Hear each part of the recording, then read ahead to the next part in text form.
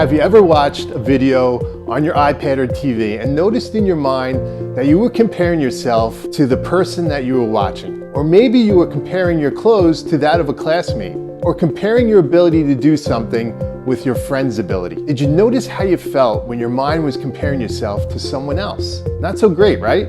Negative comparisons can get the best of all of us. However, it's really important to pay attention to the emotions that rise from within when your thoughts start comparing yourself to someone else. And if you're aware, half the battle of the villain is won. If these feelings creep up and make you feel small, or make you feel like you're less than an unstoppable superhero that you know you are, then that is a signal that you need to shift your thoughts to fight this clever little creeping comparison villain.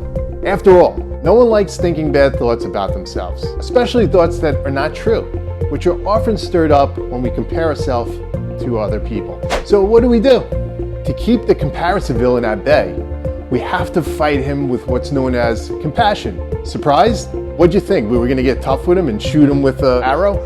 Here's a note. If you weren't sure, compassion means thinking about the feelings of others and putting yourself in their shoes. So just follow these 4 steps. You ready? Number 1, take a deep breath and first acknowledge the thoughts of the comparison villain and think about how that's making you feel. Number 2, I want you to draw a picture of what that villain looks like. Now draw that villain really, really small so you can barely see him. Step number 3, write down 3 things that you're grateful for that you have and say it out loud with a big smile on your face. And number 4, compliment the person you were comparing yourself to. Remember, I didn't say it was going to be easy, but it gets easier with practice. So see what we did? We turned our comparison into compassion. I bet you feel better, don't you?